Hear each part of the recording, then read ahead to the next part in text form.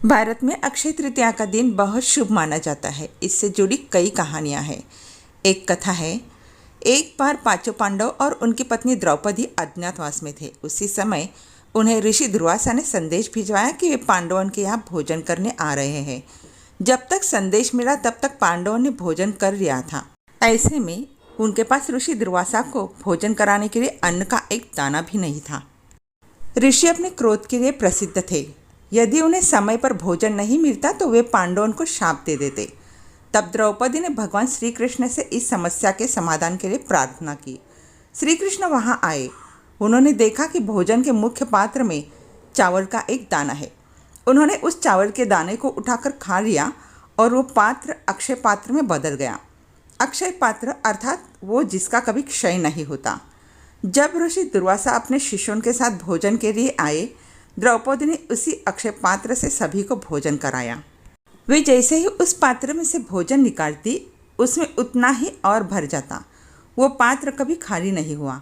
हमारे देश में जो व्यक्ति बहुत उदार होते हैं, हमेशा सेवा में लगा रहता है और दूसरों की सहायता करता रहता है, तो लोग उसे कहते हैं ये तो एक अक्षय पात्र है, एक ऐसे चमत्कारी पात्र जो लाखों लोगों के पेट भरते रहते हैं।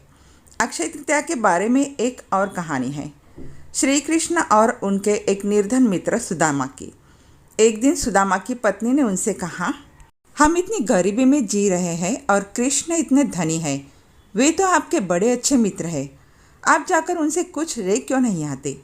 सुदामा ने कहा, ठीक है, मैं जाऊंगा, लेकिन मैं अपने मित्र के यहाँ खाली हाथ नहीं जा सकता। मुझे उनके लिए कुछ ले जाना होगा। तब उनकी पत्नी ने उन्हें एक गठरी में 3 मुट्ठी चावल बांधकर दे दिए।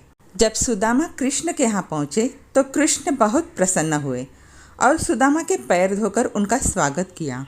सुदामा और कृष्ण बहुत घनिष्ठ मित्र थे।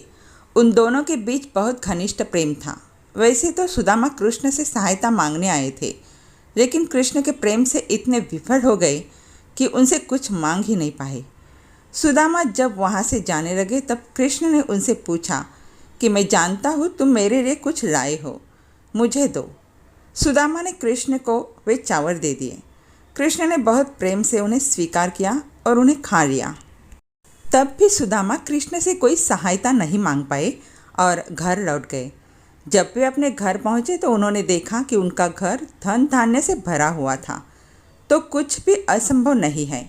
जब सच्ची भक्ति होती है, वहाँ केवल आध्यात्मिक ही नहीं बल्कि भौतिक समृद्धि भी आती है।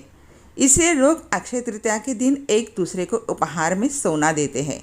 ऐसा माना जाता है कि यदि आपको अक्षय तृतीया के दिन कुछ मिलता है तो वो हमेशा बढ़ेगा और बढ़ता ही चलता रहेगा। ये संसार जिसमें हम रहते हैं, ये सब वास्तव में कुछ भी नहीं है। एक दिन हम ये सब कुछ यही छोड़कर चले जाएंगे। हमारा शरीर भी इसी मिट्टी में वापस मिल जाएगा। आप सदैव समृद्ध होते रहेंगे क्योंकि आपकी आत्मा शाश्वत है। आप सबको हमारी तरफ से अक्षय तृतीया की प्यार भरी हार्दिक शुभकामनाएं। माँ लक्ष्मी आप पर सदा कृपा बरसाती रहे। धन्यवाद।